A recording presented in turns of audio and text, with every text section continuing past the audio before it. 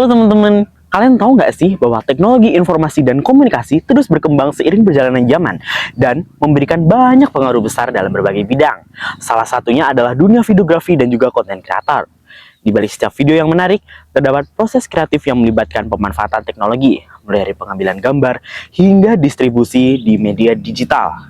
Pada kesempatan kali ini, saya akan mengajak kalian untuk bertemu dengan seorang konten kreator sekaligus videografer yang akan berbagi pengalaman tentang bagaimana teknologi diterapkan dalam pekerjaannya.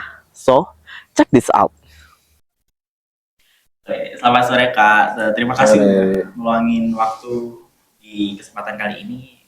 Kakaknya bisa memperkenalkan diri kakak terlebih dahulu, dari nama dan juga kesibukan kakaknya saat ini. Oke, nama saya R. Ahmad Fauzan, biasa dipanggil Fauzan. Untuk profesi saat ini sebagai fotografer, videografer, travel filmmaker. Kemudian untuk apa lagi ya tadi? Udah ya, nama sama profesi aja kan ya? Ya udah. Nah, sejak kapan nih Kak Fauzan mulai terjun di dunia videografi dan juga konten kreator? Awal mulanya dari sekitar tahun 2016. Itu jadi ceritanya awal ada motivasi untuk belajar videografi, fotografi itu dari dunia pendakian. Jadi dulu saya punya hobi, ya sampai sekarang hobi naik gunung, hiking, terus eksplor tempat-tempat hidden gem. Kemudian dari situ ngelihat karya-karya teman-teman, foto-foto, videonya bagus-bagus. Nah, akhirnya termotivasi untuk belajar gimana caranya perjalanan pendakian itu dikemas dengan hasil foto atau video dokumentasi yang menarik gitu. Jadi dalam kegiatan kakak sehari-hari nih, kira-kira apa aja teknologi yang kakak gunakan? Untuk gadget ya? Yeah. Untuk gear yang dipakai, kalau untuk sekarang itu ada beberapa peralatan, yang utamanya ya peralatan dokumentasi ya, peralatan kamera. Itu ada pakai kamera utamanya itu dari, ini sebut merek nggak ini? Boleh. Sebut merek ya? Ini dari brandnya, kalau saya pakainya Sony mirrorless-nya A7C Mark II. Kemudian untuk lensa saat ini ada beberapa pilihan lensa, ada lensa Tamron Alron 2875, kemudian ada lensa tele, ya semi tele lah 85 mm, lensa ultrawide 14 mm f28. Kemudian untuk dokumentasi udara itu ada drone, saya pakai ada drone aerial, ada dari DJI R2S, kemudian ada drone FPV, satu lagi drone FPV itu dari brandnya iFlight. Terus mungkin untuk gear-gear peralatan yang lain, untuk aksesorisnya ada pakai gimbal stabilizer untuk video, itu dari DJI juga, DJI Ronin S3 Mini. Lagi ya garis besarnya mungkin itu sih untuk peralatan utamanya. Untuk yang perintilan lain-lainnya masih banyak yang lain. Oke Kak, buat pengambilan gambar kan dengan jenis kameranya yang udah kakak sebutkan tadi tuh. Nah, kira-kira apa aja alasan kakak memilih tipe-tipe dari kamera-kamera itu Kak? Oh ya, untuk alasannya sudah pasti kan saya pribadi kan membandingkan dengan brand lain ya. Di antara brand-brand ini yang pertama mungkin untuk kamera ya, dari kenapa saya pakainya dari Sony gitu. Kalau saya pribadi itu di antara beberapa brand yang lain yang ada di pasaran itu kan banyak ya. Untuk brand kamera itu ada Canon, ada Nikon, Fujifilm, Panasonic Lumix, kemudian ada Sony juga. Nah, itu kan banyak pilihan brandnya untuk kamera. Nah, kenapa saya memilih Sony? Kalau untuk saya pribadi, Sony itu karena saya adalah videografer yang sangat mengutamakan fokus yang cepat ya. Sony itu punya keutamaan, keunggulan teknologi autofocus yang sangat dominan gitu loh, sangat cepat dibandingkan dengan kompetitor brand lainnya. Kemudian untuk selain dari autofocus yang cepat, dari segi warna juga kalau Sony itu outputnya langsung warnanya lebih sinematik gitu. Jadi untuk genre yang kalau saya kan lebih banyak di travel nih. Kalau di travel itu kan warna-warna seperti warna hijau, warna biru, warna oranye yang outdoor itu kan lebih dominan gitu ya. Sony itu saya suka warna sinematiknya gitu loh. Ciri khasnya Sony itu lebih, jadi outputnya langsung sinematik gitu. Itu sih kalau untuk alasan yang kamera ya. Kalau untuk drone sudah pasti DJI.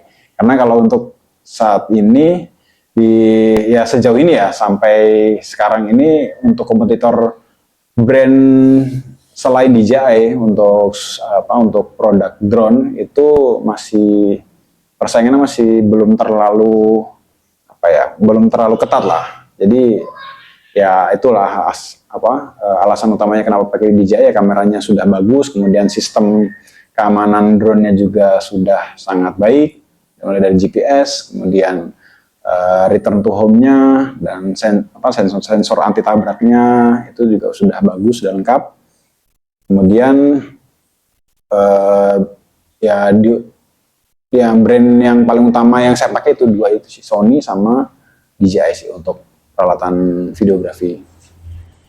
Oke Kak, untuk proses penyuntingan video sendiri, Kakak menggunakan software atau aplikasi apa yang biasanya Kakak gunakan?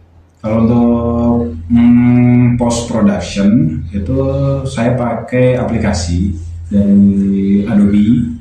Jadi kalau untuk trimming video, untuk penyusunan timeline, sound design itu pakai dari Adobe Premiere Pro. Kemudian untuk visual effect, kalau ada kebutuhan visual effect yang advance itu saya pakai dari Adobe juga. Adobe After Effects, kemudian ya di dynamic link ke software Adobe Premiere Pro tadi itu untuk video. Oke. Apakah Kak Fauzan memanfaatkan teknologi seperti preset, template, atau fitur berbasis AI atau kecerdasan buatan dalam proses editing Kakak? Untuk sejauh ini kalau pakai AI untuk di video ya itu masih minim sih kalau untuk kebutuhan AI, karena kalau sejauh ini kalau yang saya pakai untuk AI itu biasanya misalkan ada kendala di audio yang masih banyak noise, nah itu kita ngakalinnya pakai AI.